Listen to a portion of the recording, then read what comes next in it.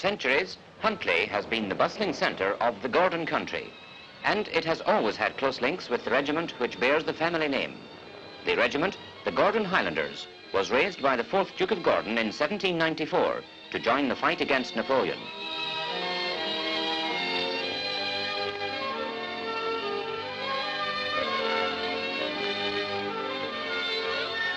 Once one of the regiment's youngest recruits, Provost William Watson is now custodian of Huntly Castle, ancient seat of the Gordon family. Today, a new link will be forged, binding past and present, when Provost Watson confers the freedom of the borough upon the Gordon Highlanders.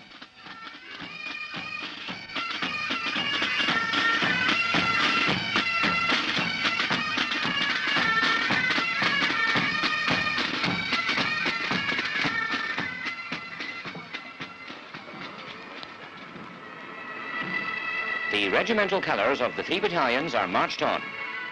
Written defiantly on these battle flags is the whole proud history of the regiment. Honours from India, from Egypt, Waterloo, Ladysmith.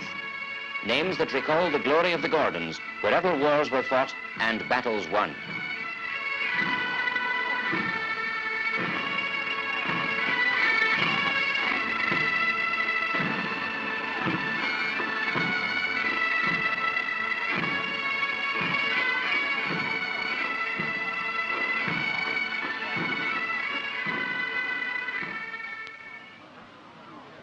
The first of the day's ceremonies is the inspection of the regiment by the provost, magistrates and councillors.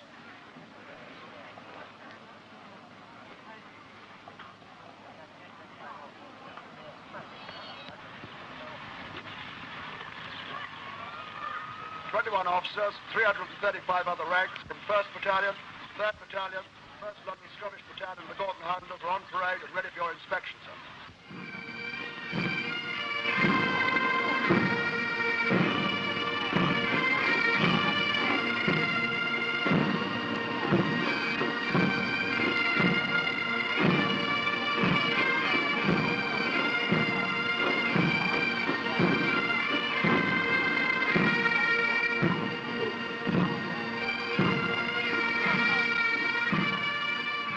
Everyone loves a parade, and the excitement of the day, the stirring sound of the pipes and drums have brought the townsfolk out in force, some just to watch, others to remember past glories. For many of the men of Huntly saw service with the regiment in 2 world wars.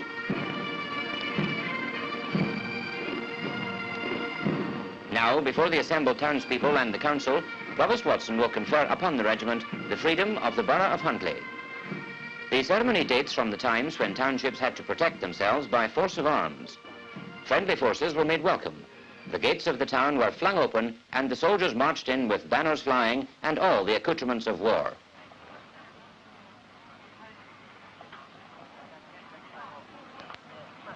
The town clerk reads the solemn words of the Freedom Scroll. This document, recognizing the achievements of the Gordon Highlanders in peace and war, confers upon the officer commanding and all ranks the freedom of entry into the Borough of Huntly on all ceremonial occasions with bayonets fixed, drums beating and flags flying.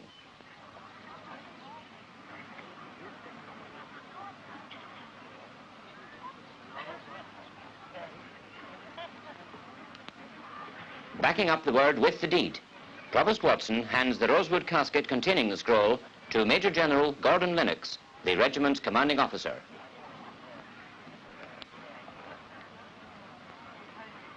Replying, the Major General thanks the Provost for the warm welcome extended by the town. He hopes that this ceremony will further strengthen the bonds between borough and regiment. Major General Gordon Lennox is a direct descendant of the lovely Duchess Jean, from whose lips many of the regiment's first recruits took the shilling with a kiss.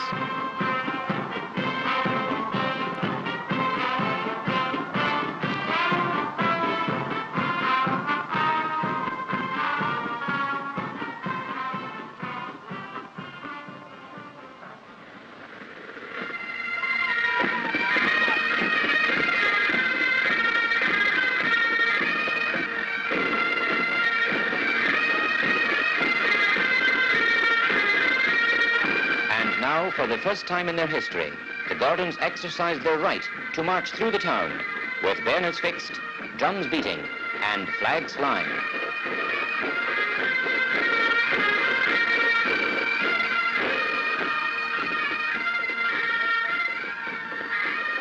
The oldest soldier on parade today is Geordie Phillip, who joined up in 1900. 86 years old, he still tells a sprightly tale of the regiment's adventures in Africa and India.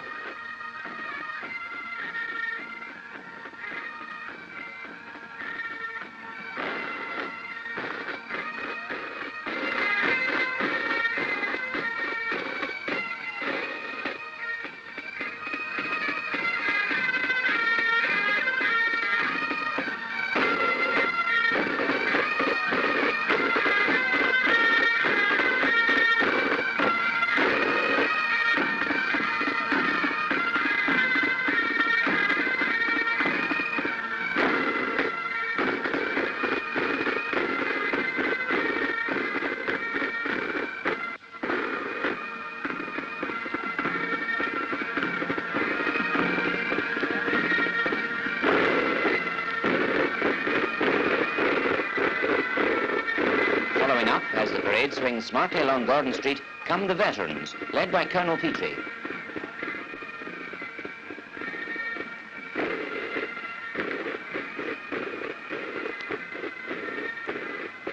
At the Market Muir, the 21 officers and 375 other ranks come once more to attention as the colour parties are marched off.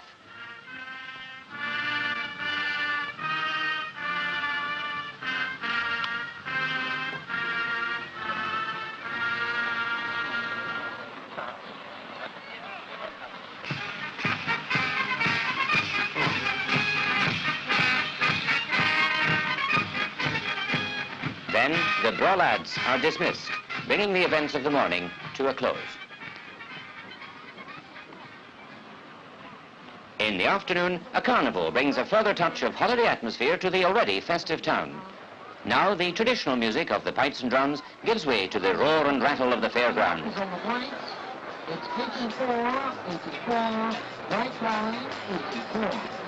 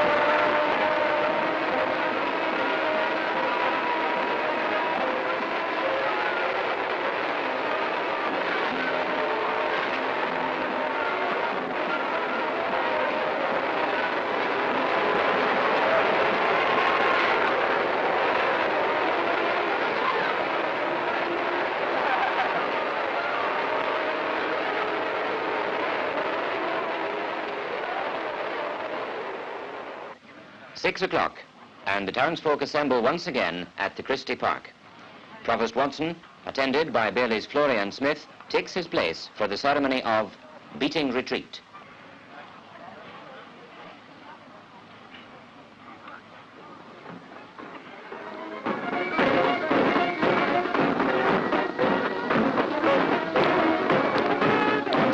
Masked bands of the Gordon Highlanders and the London Scottish take the field to stage an impressive finale to the day's events.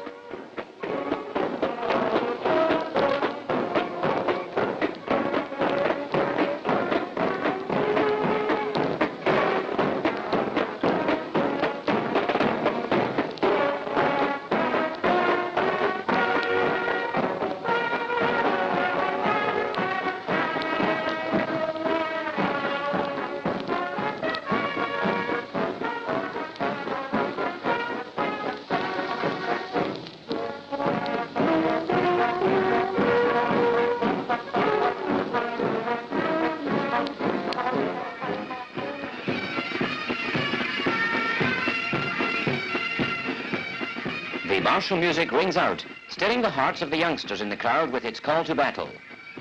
For the veterans of two wars, the sound brings memories of the other side of the coin.